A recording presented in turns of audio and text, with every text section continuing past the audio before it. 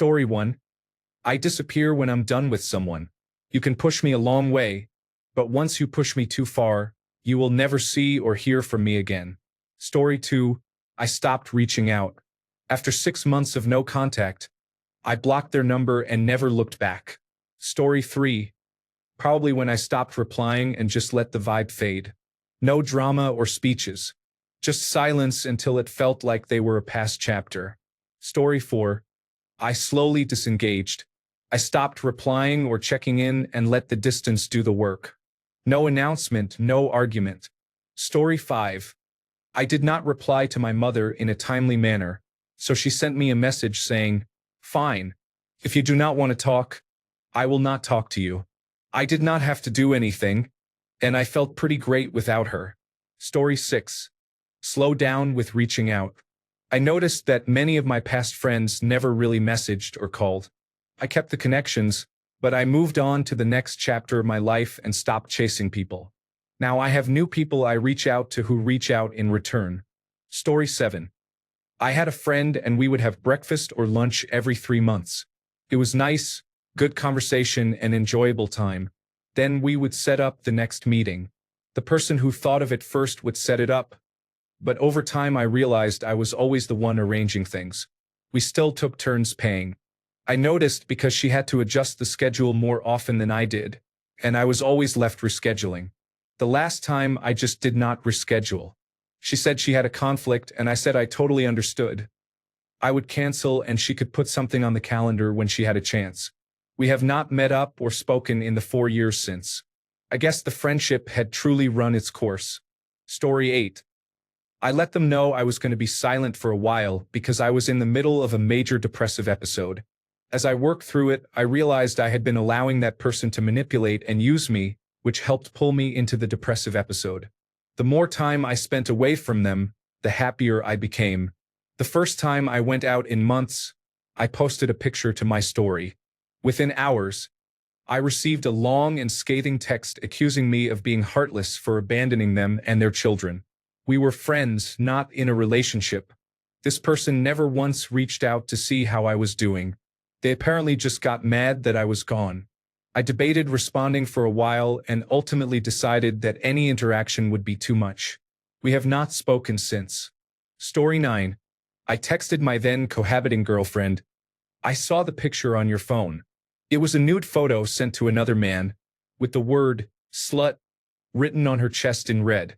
I guess you want me out then. She replied, yes. I was not there when she moved out, and we have not spoken since. It has been 10 years. Story 10. Irish goodbye. Say nothing, just leave. I am not an airport. I do not announce my departures. Story 11. Apart from blocking a low-contact friend, I had to break up with a person my psychologist deemed unsafe this past summer. He did not accept the breakup and began to stalk me. I blocked him, but he continued sending letters accusing me of being a horrible person for ignoring him. We had already had a rocky year with 3 prior breakups, so his claim that it was out of nowhere made no sense. He kept changing the narrative to suit his version of events, and I realized this is why his ex experienced psychosis. He keeps causing distress to women. Story 12. I stopped talking to them suddenly, and they did not notice. Story 13. It is the easiest thing to do. Stop talking to them and never reply to their texts. For some people that is hard, but if you can detach and focus on something else, it becomes easy. I still see too many people engage with those they have cut off, and it is painful to watch because they think they are doing the right thing by replying rudely. Then they often get back together or start hanging out again. Any contact with someone you are trying to distance yourself from is encouraging, even if you are insulting them. It becomes a game and they will try to reel you back in, which works on a lot of people. Story 14. I stopped replying because they were toxic and genuinely stirred up drama with everyone I knew, including my family. Story 15. Like a fart in the wind, I was there one moment and gone the next. Story 16. I'm in this situation now. I'm a 32-year-old woman who befriended an older woman about 3 years ago when I was very mentally unwell. As I've gone to therapy and realized my worth and boundaries, I see she has used and belittled me a lot during the years we've known each other.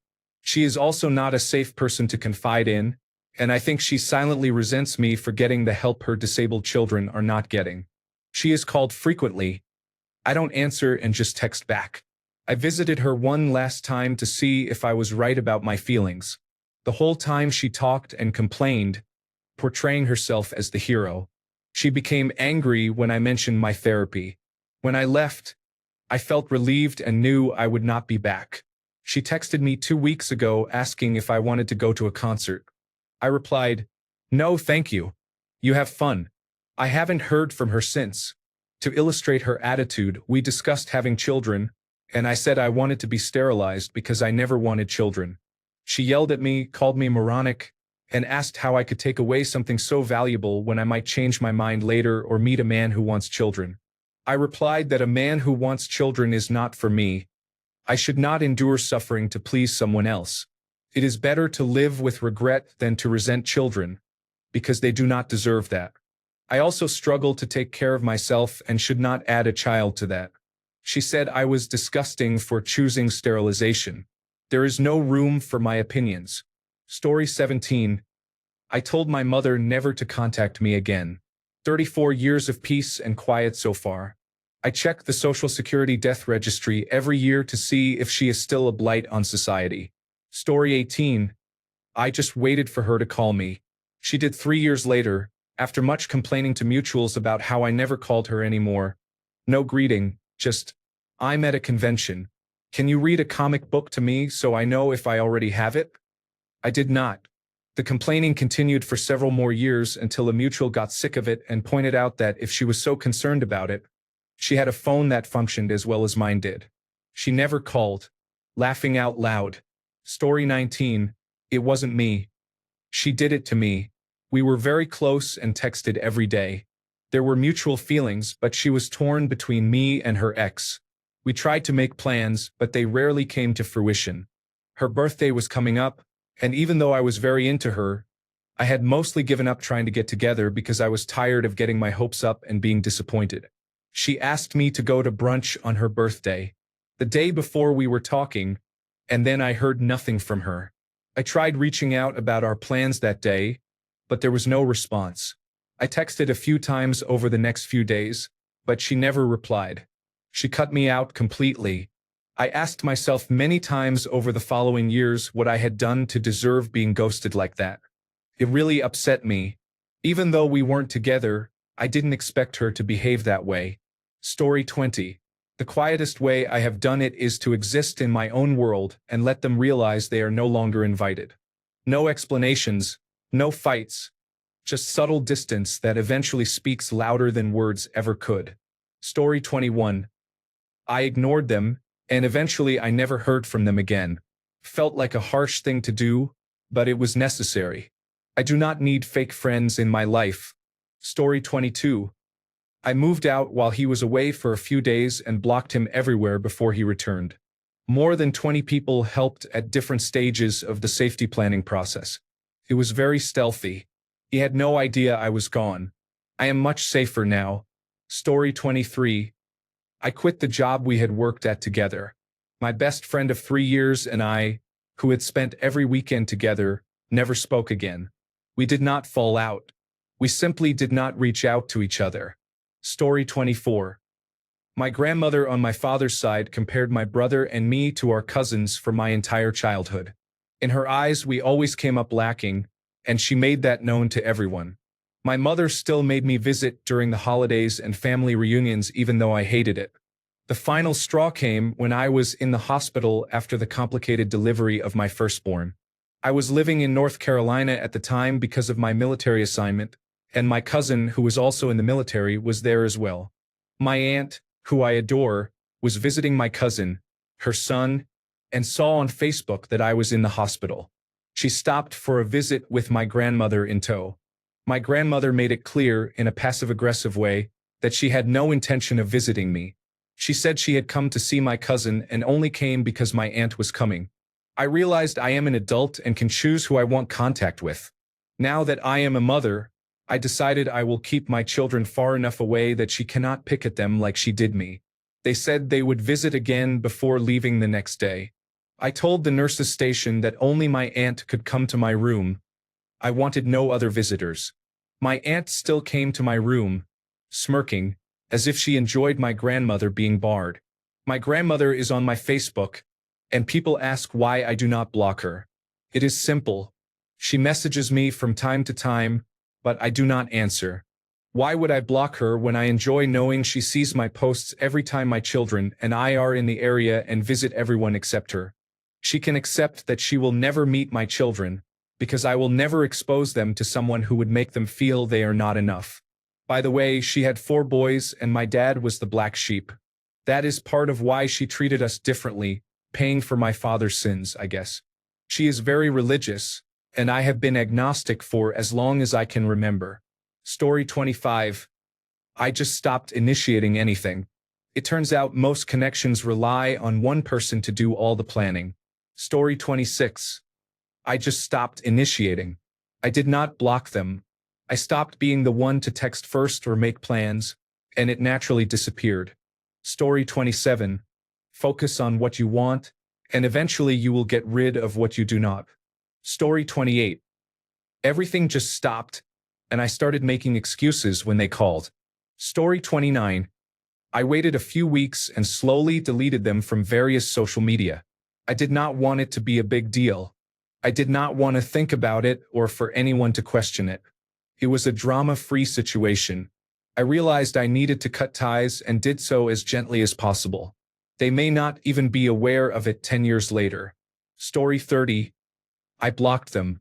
They did not reach out until 9 months later, perhaps unaware they were blocked. They called from different numbers. I ignored and blocked those as well. Story 31. Coronavirus disease 2019 brought out the worst in some people I was acquainted with on social media. So I just muted every person who brought up ivermectin or used Joe Rogan as a source for anything. The fact that not a single one of them tried to reach out and ask why I was not responding spoke volumes about how friendly or acquainted we really were. Story 32. I rarely cut someone out of my life on purpose. Most of the time it happens because other priorities arise and you gradually stop talking. Before you know it, it has been many years since you last saw or spoke to them, and then you may briefly reconnect. Sometimes the reunion is short, and sometimes you try to recreate the past, but reality sets in and you stop communicating again. Story 33. We moved to a different state and bought a new house. We did not forward any mail and did not inform them. Story 34. She slowly reduced our chats to good morning, then to hi and bye, and eventually stopped replying. It has been 12 years. She has another boyfriend after 3 or 4 terrible relationships, and a friend occasionally updates me. Story 35. Just went silent. No calls or messages and moved to another city. Story 36. They are probably slowly ghosting me. We have both stopped talking. Story 37. I was trying to leave my abusive ex-boyfriend for months. He made it impossible. He basically burned every bridge I had except for a few who knew better. One day he decided it was time for us to move to his hometown, Detroit. He said he wanted to go down there the week before me to get things ready and butter his grandmother up so she would give us the 2 bedrooms she rents out instead of the studio. I had no intention of leaving my life behind, but I agreed. We ended our lease. He went downstate with most of his belongings. I even bought his bus ticket and paid to ship his things. I went to my mother to spend time with her and finish packing. As soon as he called and said he was there, I got off the phone and immediately blocked him on social media. I went to a friend's house where his cousin was. I asked the cousin if he needed a phone and gave him mine, but I also texted my ex that it was over, that I never wanted to speak to him again, and that I was giving my phone away. That was the last time I ever spoke to him.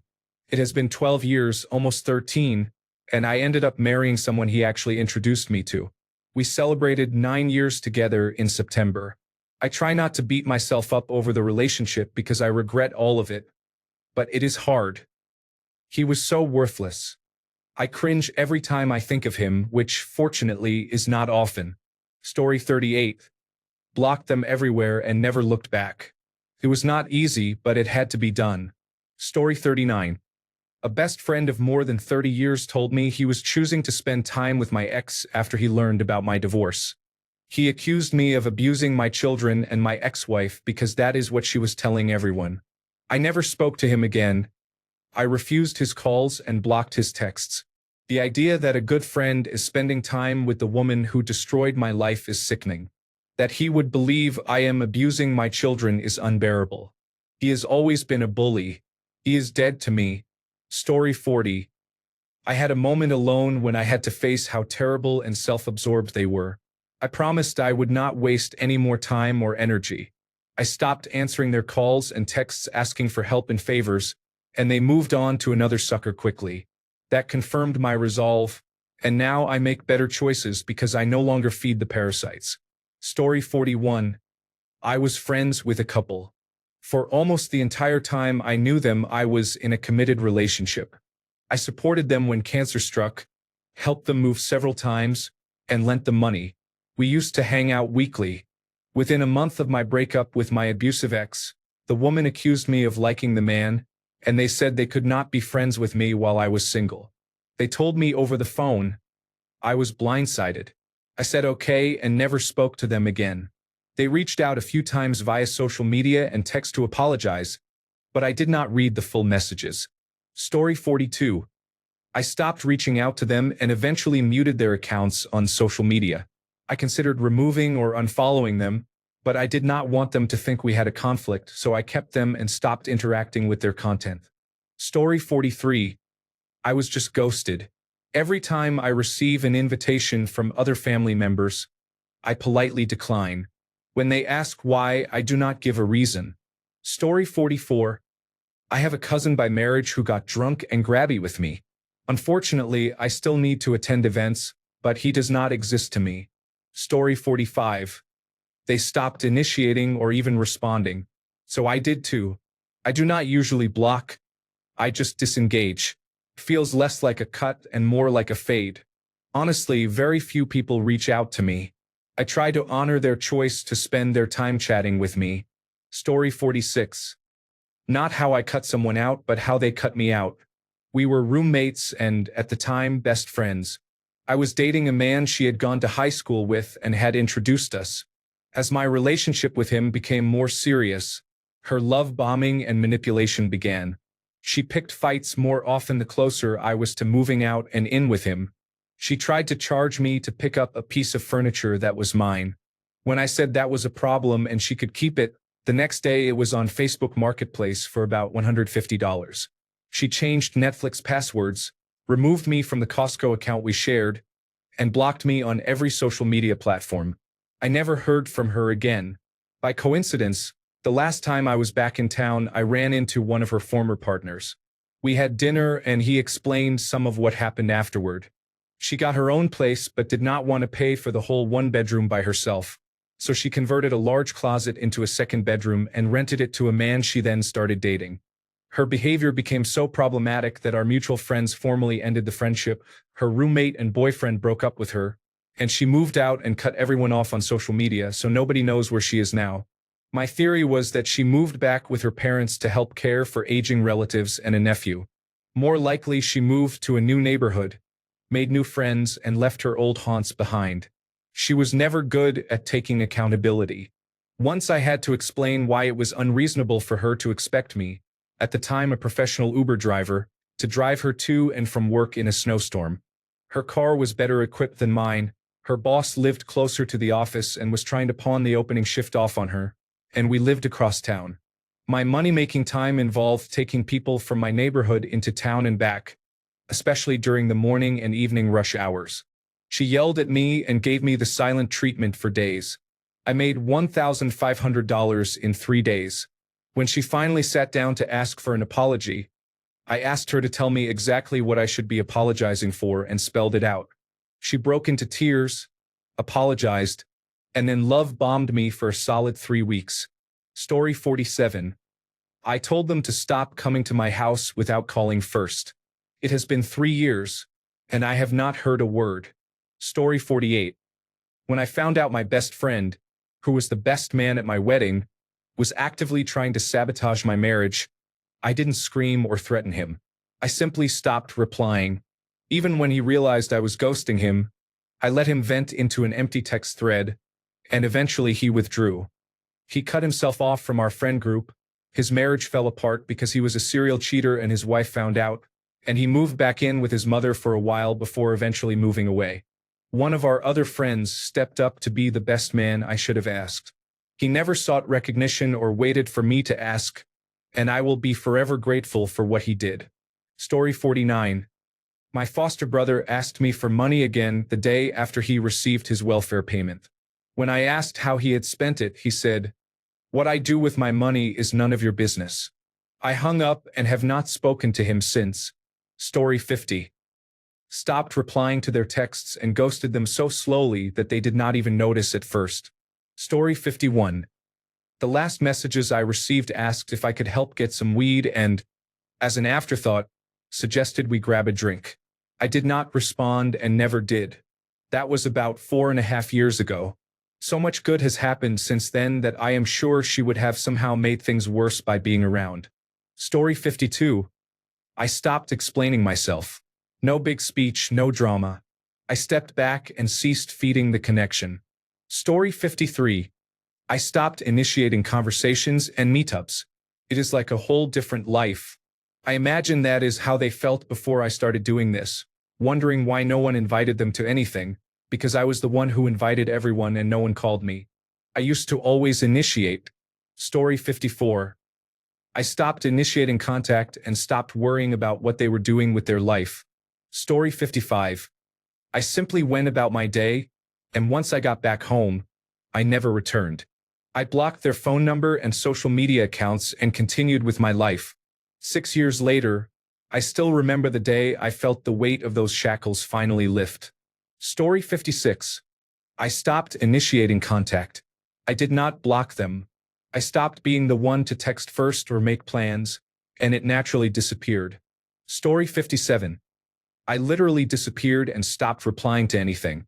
I was in the midst of deleting social media accounts at the time and only had one account left.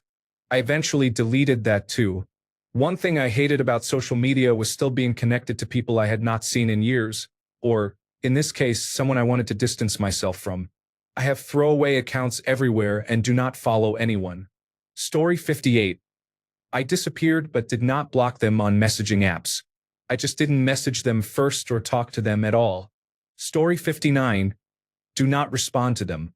I removed myself from their life. I am sure they do not miss me or even think about me. Story 60. I do it gradually. I start by distancing myself and replying to texts late when a response is no longer important or needed. Then I go no contact. Story 61. I have not talked to or seen my family in 50 years. I walked out the door, and that was that. Story 62. This story is about someone else. He was recovering from a motorcycle accident and his brain was still healing. I accidentally hurt his feelings while trying to tease him a little. I meant well. I just wanted him to call me more and did not mean to make him feel stupid. My mother saw it was not good, so I called to apologize. He told me he did not want to be my friend anymore. He said he was not forgetting to call me. He just did not want to call that often and told me to delete his number. I was hurt and sad, but I will not call someone who does not want me to. I guess we did not have much in common, but it is sad to lose a friendship that way. Thanks a bunch for sticking around till the end of the video. Remember to subscribe, and until next time, stay awesome and goodbye.